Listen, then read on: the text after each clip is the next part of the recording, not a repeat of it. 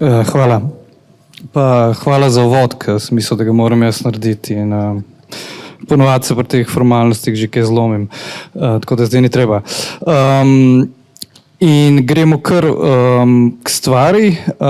Zdaj, mi smo v bistvu dobili, se mi zdi, glede na sam dogodek, ta večdnevn strategija upora in tudi film, ki bo danes, smo dobili en okvir.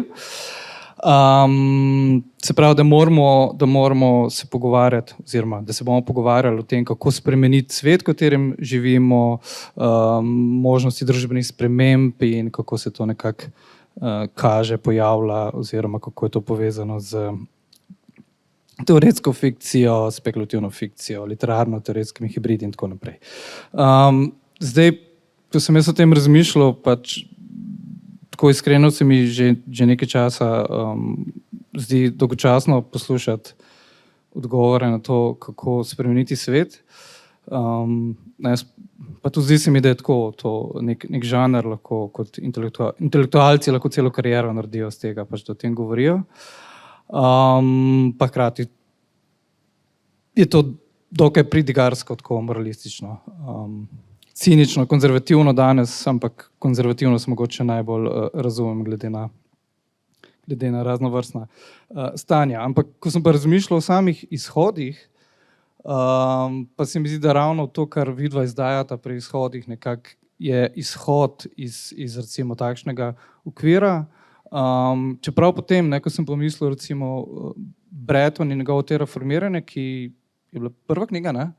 Prva knjiga v zbirki, on dejansko govori o tem, kako spremeniti svet, tako dobesedno o tem, kako spremeniti planet, in verjetno bi ful izpadel iz tega žanra, kot sem rekel, govorjenja o možnostih družbenih sprememb in tako naprej. Tako da, kakšen je vajen take na literarno-teoretske hibride v relaciji do družbenih sprememb, možnosti družbenih sprememb? Ja, se lahko terraformiranje v bistvu je super primer, ker je nek tak zelo ambiciozna oblika manifesta o nujnosti terraformiranja zemlje, če hočemo, da zemlja ostane livable in tako naprej, ampak seveda hecna okoliščina tega je, da par mesecev potem, ko je ta program na strelki v Rusiji, ki so jo valjda financirali oligarhi, se zažene z to ambicijo, Rusija vdre v Ukrajino in Breton razpusti oddelek in je bilo terraformiranje konc, hočem reči, tega velikega projekta. In v bistvu na nek način, seveda so bili tudi joki po Twitterju, da je to klasičen arts major projekt, ki se takoj razpusti. Hkrati pa ne moreš reči, da terraformiranje se ni nemoteno nadaljevalo. Isto je glede teh sprememb. Mogoče malo hecno govoriti, kako spremeniti svet, glede na to, da se svet skozi spreminja. Sploh mimo tovrstnih omizij, ki ga imamo danes. Se mi zdi, da se več kot očitno spreminja na nekih drugih krajih, kakor so tovrstna omizja. Pa bom Primožu dal še besedo. Ja, ne bo še to v tem ruskem romanu, ki je spremenil svet. Rusija načeloma je tako, se mi zdi, mogoče predvsem, kar izhode zanima. Torej, vsi poznamo, Bedesov, to sem zdaj Agamben. Skratka, imamo to znamenito Deleuze Guattari knjigo Tisoč platojev, ki je nominalno antikapitalistična,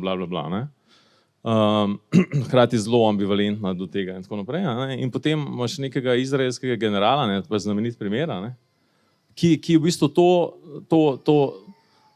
knjigo vzame čisto z nekega drugega kota, in na podlagi te knjige razvije strategijo, kako izraelska vojska, enote se prebijajo skozi zidove palestinskih domov. In on dobi to idejo in hočem reči, seveda lahko rečemo kakšna groza, Deleuze Guattari sta to omogočila, po drugi strani bi pa rekel, da to dokazuje moč spekulativnosti. Torej, ta knjiga je imela ta emancipatorični potencial, ampak zdaj vprašanje je vedno emancipatorična za koga. Isto je z Palantirjem. Mene je zelo težko poslušati ljudi, ki rečejo, ne vem, Peter Thiel je mračnjak in ne verjame v emancipacijo. Jaz sem prepričan, da zelo verjame v emancipacijo, sem njegova predstava o emancipaciji je pa zagotovo drugačna, kakor predstava o emancipaciji koga drugega, ne, sploh ne vem, liberalne publike ali pa tako naprej. Ne. Tako da v bistvu se mi zdi čisto kako definiramo besede. Ne. Isto je, se mi zdi zdaj v tem času, mislim, da sem o tem vračal tudi Guy Fawkes pa tako, ne. Imaš nek ruski postmodernistični roman, recimo ta Pelevin, ki je bil tako zelo viralen avtor 10-15 let nazaj, ne, v Sloveniji tudi. Napiše ta roman Generacija P oziroma Homo sapiens, tudi drugače preveden, ne, kjer se on zamislil nek ta postsovjetski advertising, neki ti madmeni, bivši pesniki in tako naprej. In v bistvu na koncu vidiš tu neka prostozidarska loža in teh oglaševalcev, ki v bistvu vse je reality show, noben politik se sploh ne ve, če obstaja, so vsi samo renderirani in tako naprej. A ne? Seveda povezan tudi s Pelevino obsesijo, on je budist, obseden z bodrjarjem, realnost ne obstaja, torej v bistvu, če realnost obstaja, lahko kreiraš tako, kot jo ti sam hočeš. A ne? No in potem Surkov, ne, torej ta Rasputinov, ta znameniti bivši gledališki režiser, potem ustvarjalec prvih reality show v Sovjetski zvezi, ne pa na Rusiji, postane pa ta Rasputin od Putina in kaj je njemu blueprint, ne? Torej Homo sapiens, ne? Torej ta Pelevin roman, njemu postaje, in to seveda se upenja tudi v te reformiranje, to, da se Breton naslanil na ruske avantgarde, sovjetske avantgarde, tako naprej. Tako da hočem reči, vedno je vprašanje, vse polno je spekulativnost, vse polno je emancipacija, vse polno je sprememb, ne? Vprašanje je za koga, ne? Zdaj pa, če pa ti sprememb nobenih ne vidiš, ne? Jih pa pač ne vidiš, ne? Mislim, to je bilo. In mislim, da izhodi nekako stavijo v osnovi na to, da spekulativnost je kakor hočeš, ne? Pa emancipacija tudi, ne?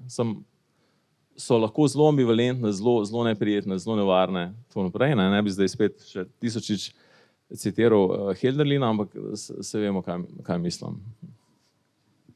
Ja, tako, mogoče, če se neposredno navežem, pa parafraziram Nika Landa, svet ali pa spremembe lahko poskrbijo zase, tako ne čakajo na nas ali pa na neko intervencijo, ampak ja, se mi enako zdi osupljiv ta sama misel, da svet je nekako zamrznen in zdaj čaka, da ga bo nekdo spremenil in ta ima ogromno časa. Tako da mogoče, če zamenjam, mislim, ali pa če navržem še nekaj referenc, recimo zadnjič sem se spomnil na eno svojih ljubših, Kozmopolis so delila pa Cronenbergov film, ko sem poslušal podcast, ta Disintegrator podcast z Bogno Konjar, ki je imela tam intervju in je rekla na koncu in tako se me je zelo dotaknil, dokler se nisem spomnil, da je to pravzaprav parafraza neke Žižkove banalnosti v smislu tega obrata 11. teze, do zdaj so svet spreminjali, zdaj ga moramo na novo interpretirali, ampak je rekla, no tako, mogoče je malo bolj elegantno izvedla, saj retorično, ker je rekla veliko tega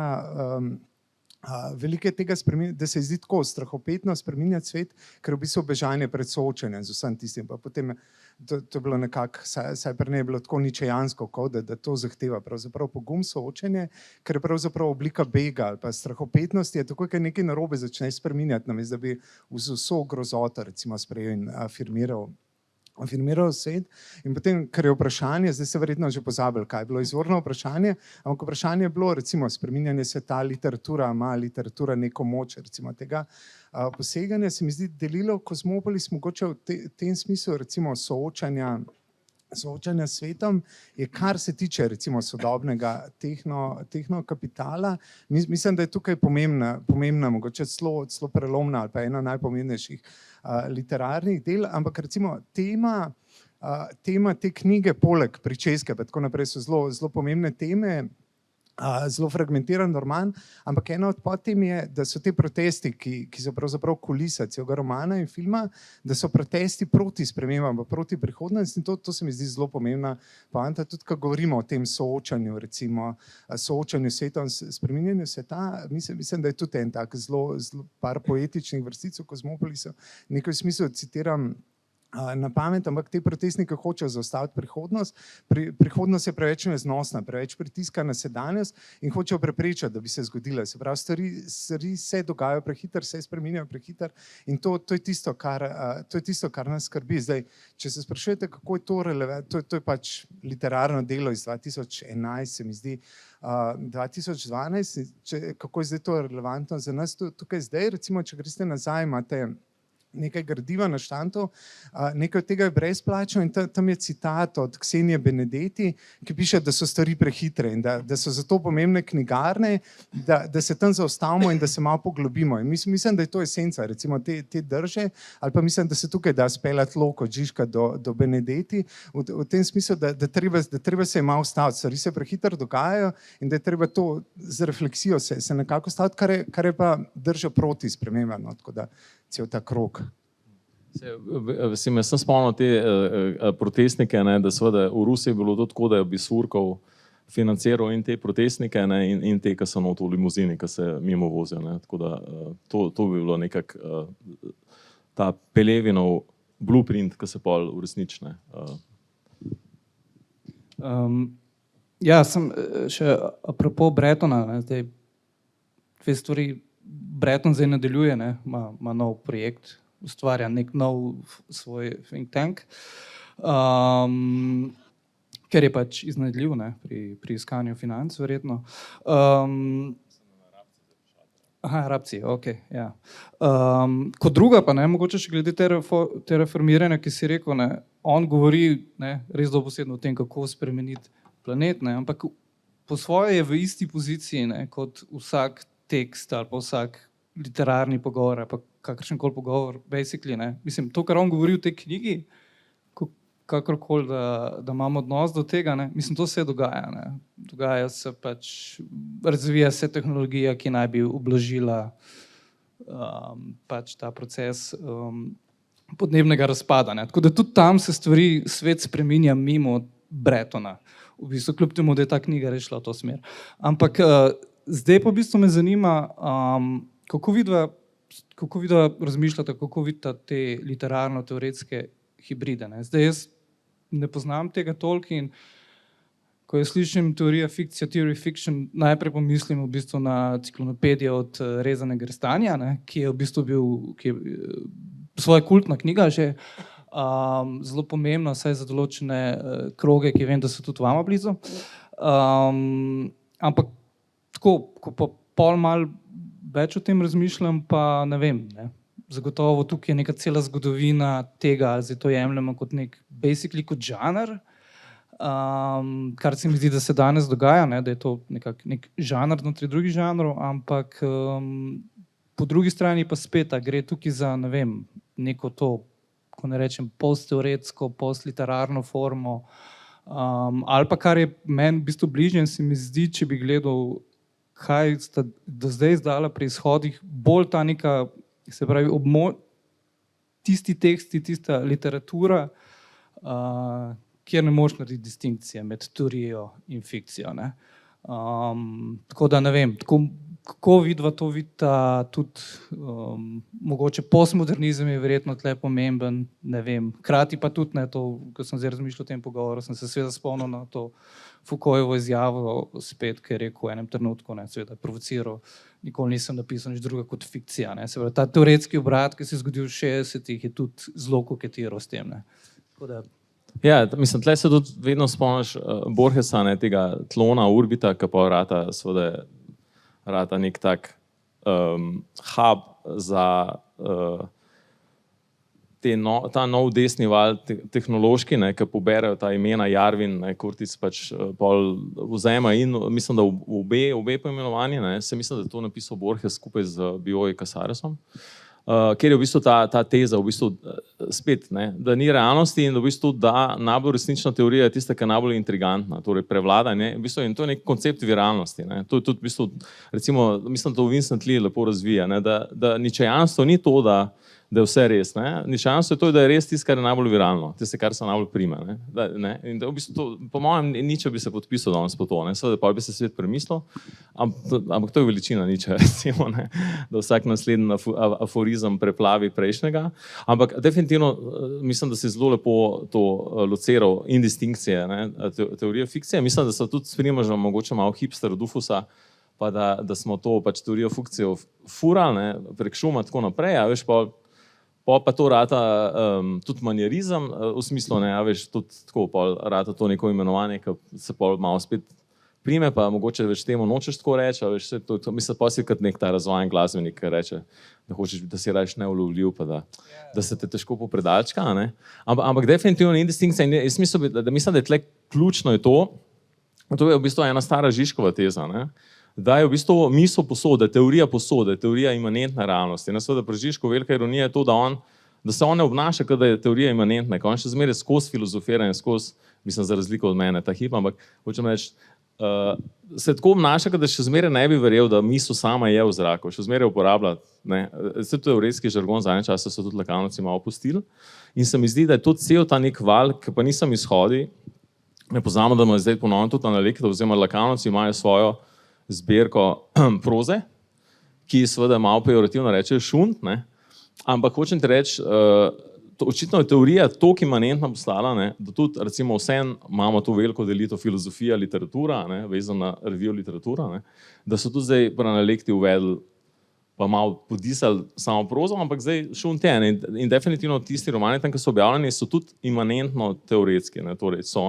Zdaj recimo jaz tudi trenutno prevajamo naslednji, zdaj bo Vojna in kapital, upam, da smo pa tudi o tem, ki je lahko pogovarjali, ampak jaz zdaj pravkar končujem prevod od Toma McCarthyja Remainder, preostanek, kjer je v bistvu tako, to je roman, ki je tudi na 35. mestu najboljših romanov angleščine vseh časov po določenih izborih, tako da v bistvu zelo neko kultno delo izpred 20 let, ampak skratka, v bistvu imaš ti noter ingrained v realnosti Blanchoja, Artoja, vse tako naprej, ampak tam ta človek, protagonist, on nič ne ve o kulturi, njega kultura absolutno ne zanima, ampak to je del realnosti, v kateri se on premika, torej nobeno romano se ne pogovarja o kulturi, noben se ne pogovarja s tem, ampak je v bistvu sama realnost je pa prebrala vso to teorijo. In zdaj to lahko opaziš, lahko ne, hkrati je ta nek žanr, na pol kriminalke, na pol tako, kar je tudi običajno, imaš tudi tej francoski novi roman je imel doskrat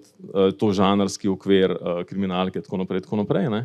In hočem ti reči, da to že ves čas tako bilo, ampak me zadnji čas se veseli, da je ta spekulativnost pa ta teoretskost če dalje bolj ingrained v nekih programih založb, recimo, celo Cankarjeva založba, recimo, ta urednica, kako se ona piše, od Benčina?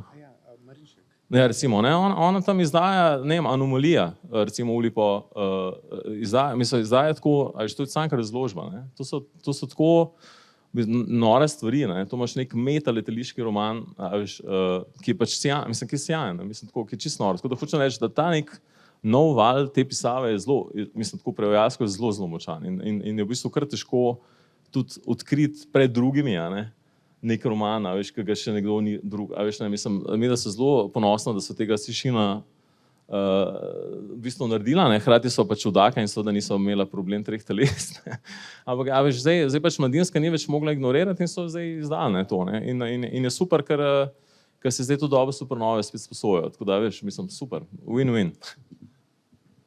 Ja, kar se tiče teorije fikcije, mogoče tako kot analitični filozofi imajo radi trde pa mehke teze. Mislim, da tako, če rečemo trda teorija fikcija, to je verjetno samo ciklonopedija. Mislim, da tudi, kar jaz vem, je to edina knjiga, ki je zase to sprejela, mogoče bila tudi pisana kot teorija fikcija. Potem pa mislim, da ko se ta oznaka malo prime, potem veliko, ne vem, kako bi temu rekel, tendencioznih poskusov, kot zavedanjem, da boš napisal teorijo fikcijo, pa pol izpade, da nekaj malo nasilo ali pa da preveč tryhardaš del.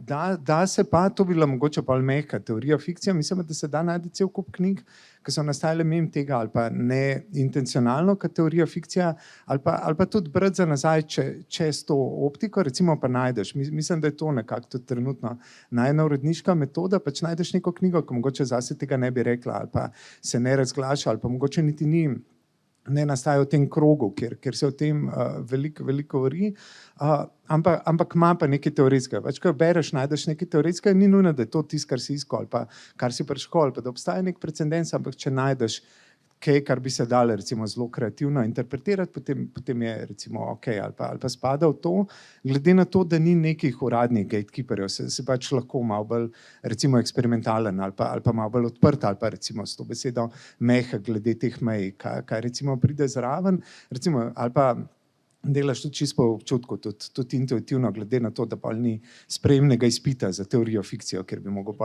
eksplicirati to intuicijo, ampak v bistvu spet mogoče malo neprimerno za ta dogodek ali pa za to